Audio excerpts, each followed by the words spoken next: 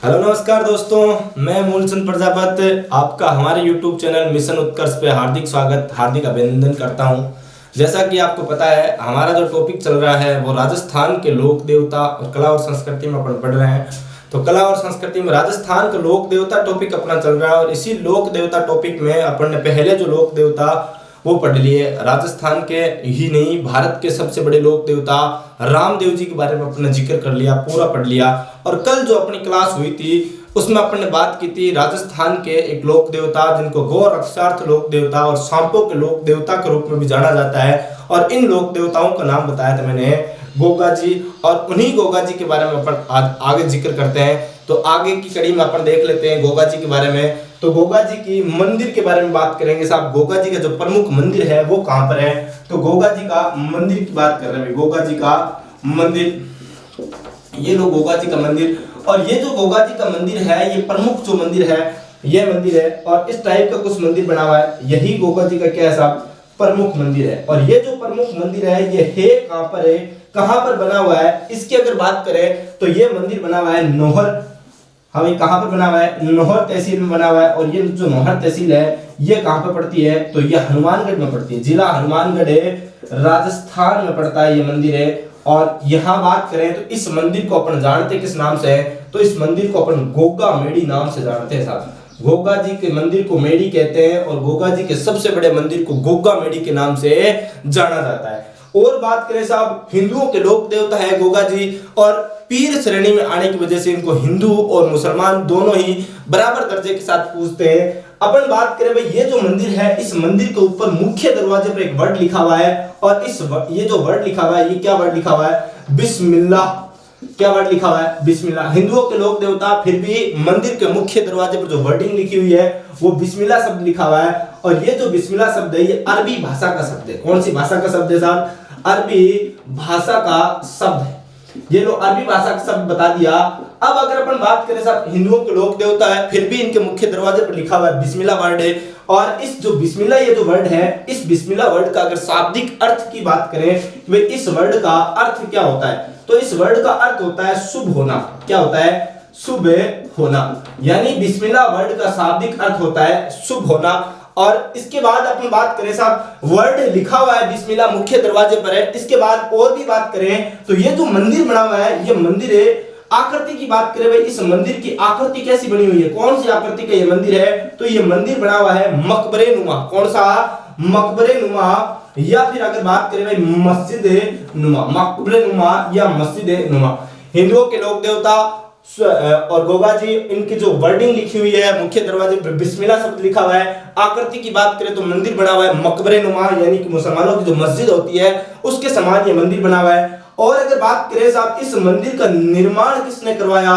तो इस मंदिर का निर्माण भी करवाया था फिरोज शाह तुगलक। ये जो फिरोज शाह तुगलक है ये एक तरीके का मुसलमान आक्रांता था, मुस्लिम शासक था। फिरोज शाह तुगलक ने इस मंदिर का क्या करवाया? निर्माण करवाया। लेकिन इस मंदिर का आधुनिक निर्माता भी अपन को पढ़ना पड़ेगा।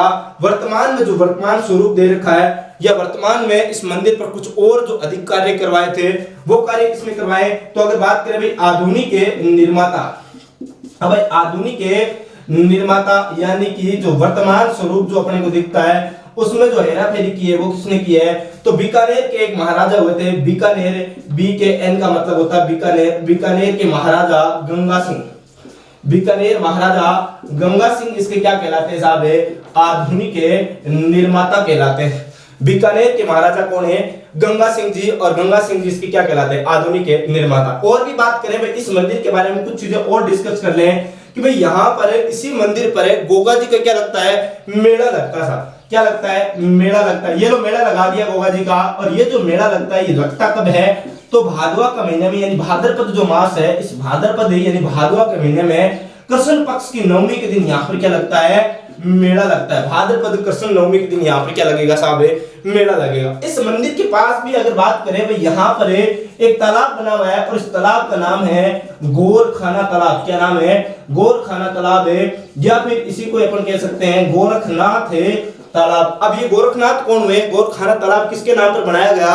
तो ये गुरु थे इनके गोरखनाथ जी। और इन्हीं गोरखनाथ जी के नाम पर इसी मंदिर के किनारे पर यहाँ पर एक तालाब बना हुआ है जिसका नाम है गोरखाना तालाब या फिर गोरखनाथ जी तालाब। और भी बात करें भाई, अपन मेले की बात कर ली। अब अगर बात करें सबसे महत्वपूर्ण बात की बात करें, इस जो मंदिर है, ये मंदिर है, इसमें पुजारी की बात करें, ये सबसे महत्वपूर्ण बात रहेगी पुजारी। अब पहले मैंने बता रखा है भाई, गोगा जी का जो पुजारी है उसको चेवान कहते हैं। क्या कहते हैं?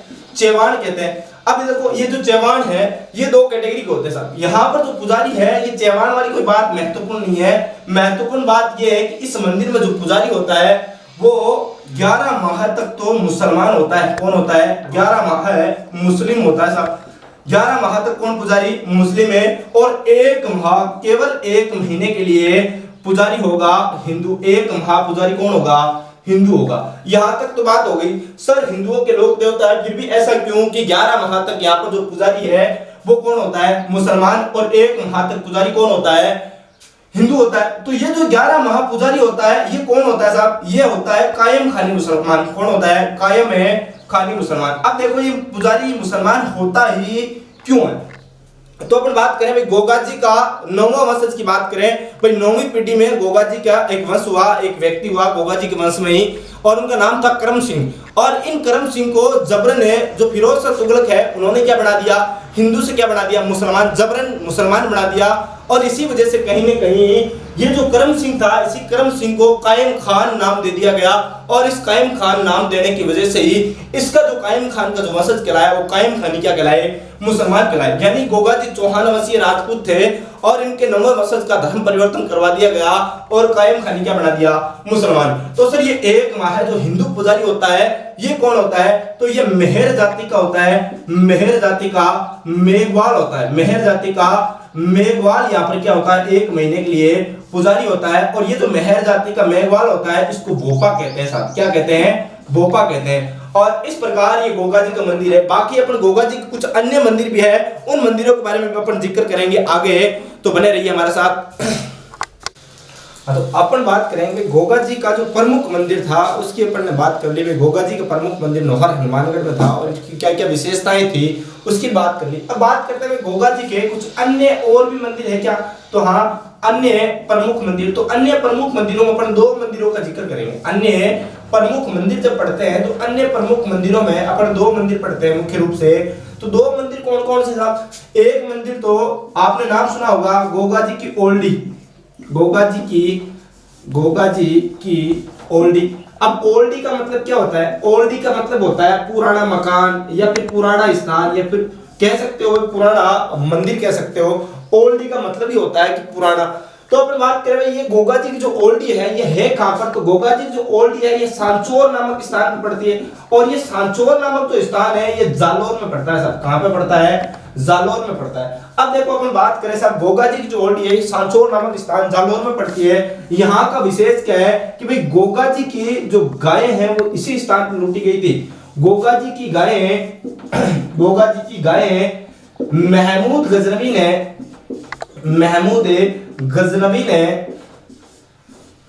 ने इसी स्थान पर लूटी। इसी स्थान पर लूटी।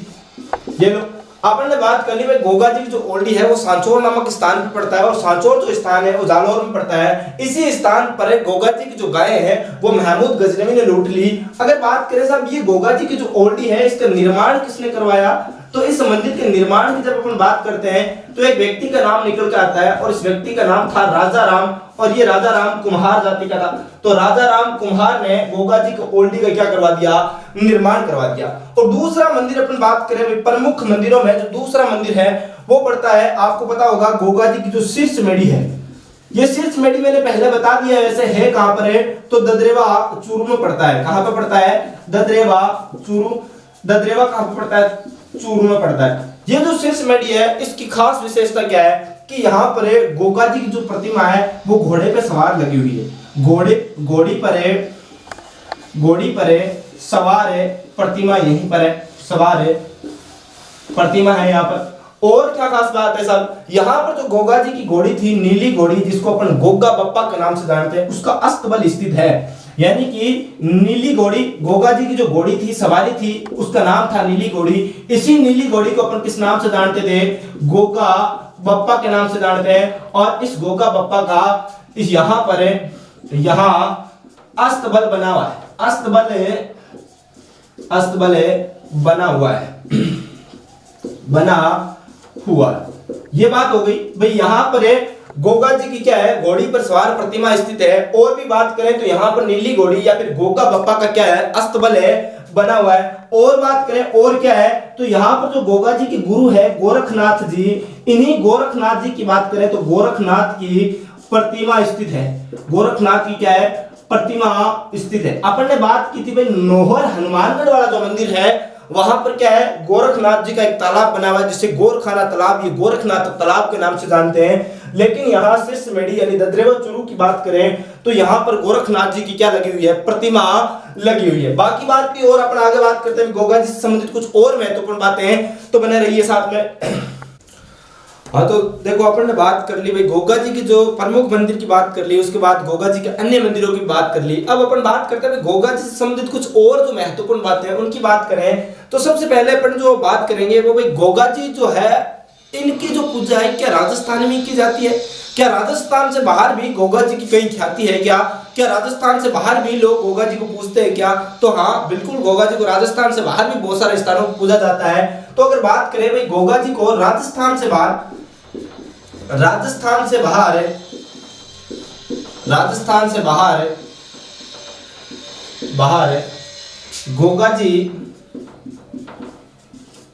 गोगा जी की मान्यता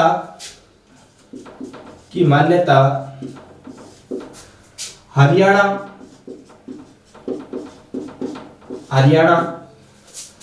पंजाब, हिमाचल प्रदेश एवं गुजरात में भी है। यानी कि बात ये हुई कि भाई गोगा जी की जो लोग पूजा करते हैं वो केवल राजस्थान में नहीं करते, भाई राजस्थान में पैदा हुए, राजस्थान में इनका प्रमुख मंदिर है, तो ऐसा कदापि नहीं है कि भाई गोगा जी की जो पूजा अर्चना है वो केवल राजस्थान के लोग ही करें, तो ऐसा नहीं है।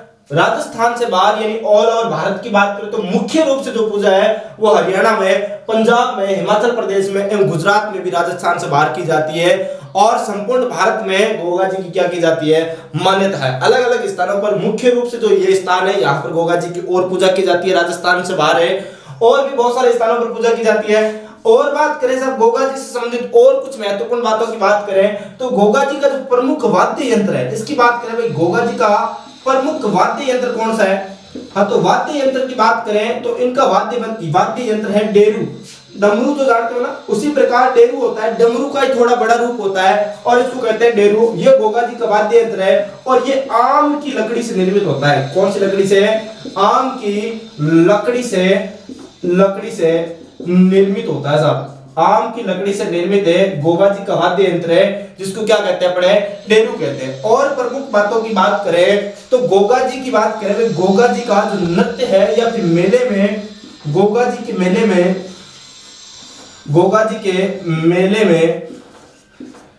में एक नृत्य किया जाता है, मेले में नृत्य गोगा नृत्य किया जाता है। कौन सा नृत्य?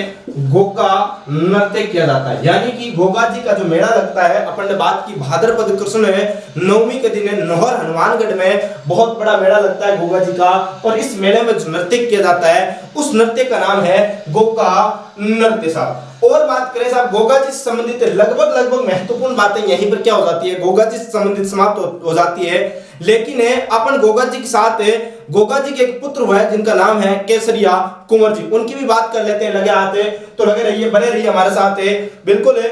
और बात करें साहब जो गुजरात है यहाँ पर बात करें गोगा जी की, तो गुजरात में जो गोगा जी है इनको रेबारी जो जाति के जो लोग हैं वो गोगा नाम से पूछते, गोगा महाराज के नाम से पूछते। तो ये बात में लिख लीजिए, यहाँ पर है गुजरात में या फिर गुजरात में रेबारी जाति के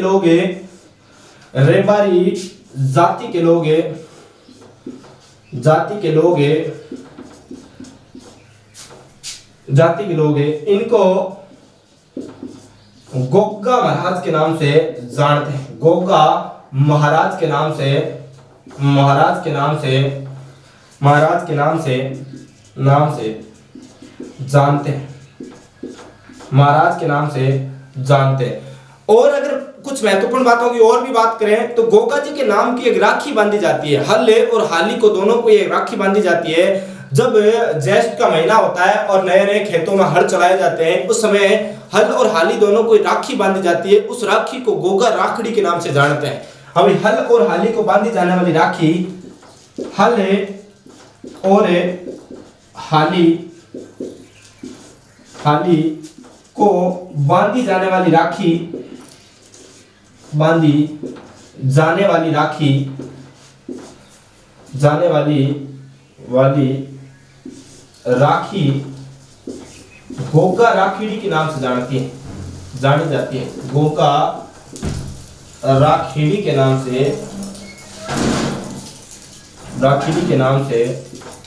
जानी जाती है।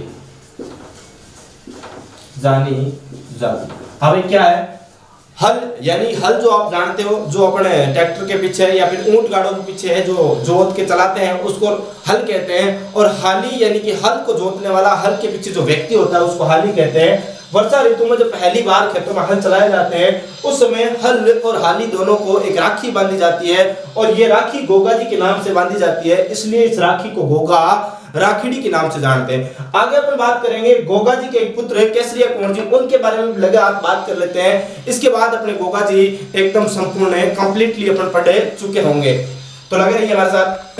तो आगे बात करेंगे गोगा जी को संपूर्ण रूप से पढ़ने के लिए साथ में गोगा जी के जो पुत्र है केसरिया कुंवर जी, इनको पढ़ लेते हैं।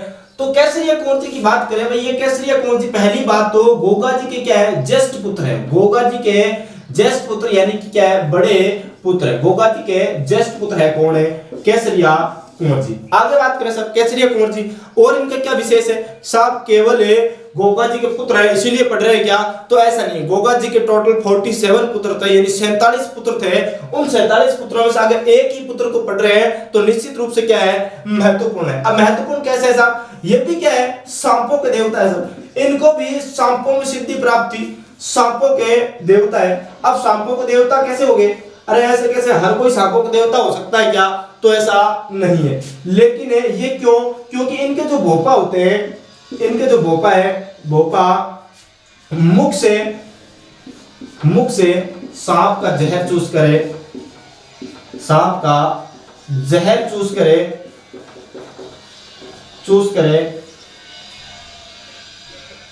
व्यक्ति को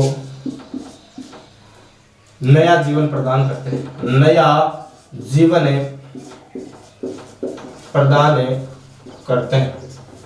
यानी कि इनके जो भोपाजी होते हैं वो क्या करते हैं, व्यक्ति को जिस स्थान पर सांप डसता है उसी स्थान से क्या करते हैं, जो भोपा होते हैं केसरिया कुंवर जी के, वो अपने मुख से क्या करते हैं, जहर को चूसते हैं और जहर को चूसकर व्यक्ति में क्या करते हैं, फिर से एक प्राण वायु सर्जित करते हैं, जिससे व्यक्ति वापस से क्या कर सके, चल फिर सके। और देखिए साहब और क्या महत्वपूर्ण है, इनका जो प्रमुख मंदिर है, इनके मंदिर की बात करें साहब, इनका जो प्रमुख मंदिर है, ये प्रमुख मंदिर कहां पर है, तो एक मंदिर बना हुआ है इनका ददरेवा में। नंबर 1 की बात करें तो जहां पर गोगा जी की जो शीर्ष मणि है ददरेवा, और इसी स्थान पे इनका भी क्या बना हुआ है, मंदिर बना हुआ है ददरेवा चूरू में। एक और मंदिर जो महत्वपूर्ण मंदिर है केसरिया कुंवर जी का, वो पड़ता है ब्रह्मसर में। और ये ब्रह्मसर कहां पे पड़ता है, तो ये ब्रह्मसर पड़ता है साहब हनुमानगढ़ जिले में, जिला हनुमानगढ़ है। और इसी हनुमानगढ़ में कौन सा स्थान है, ब्रह्मसर। और बात करें साहब, ये केसरिया जो कुंवर जी है, इनका प्रत्येक गांव में लगभग मंदिर बना होता है, और ये जो इनका मंदिर होता है वो खेजड़ी वृक्ष के नीचे होता है। तो इनके मंदिर की बात करें तो इनका मंदिर है खेजड़ी वृक्ष के नीचे, इनका मंदिर है खेजड़ी वृक्ष के नीचे सफेद ध्वजा युक्त होता है, सफेद ध्वजा युक्त होता है। अब इनका जो मंदिर है वो खेजड़ी वृक्ष के नीचे बना होता है, और क्या होता है, सफेद ध्वजा युक्त होता है। इसी के साथ अपन ने गोगा जी को संपूर्ण रूप से पढ़ लिया है, तो बोलिए गोगा जी महाराज की जय। आगे अगर अपन बात करें तो भाई अगला जो टॉपिक रहेगा अपन अभी पढ़ते हैं नेक्स्ट जो टॉपिक है वो अपन मेहाजी मांगड़िया को लेकर पढ़ेंगे, तो मेहाजी मांगड़िया के लिए बने रहिए हमारे साथ।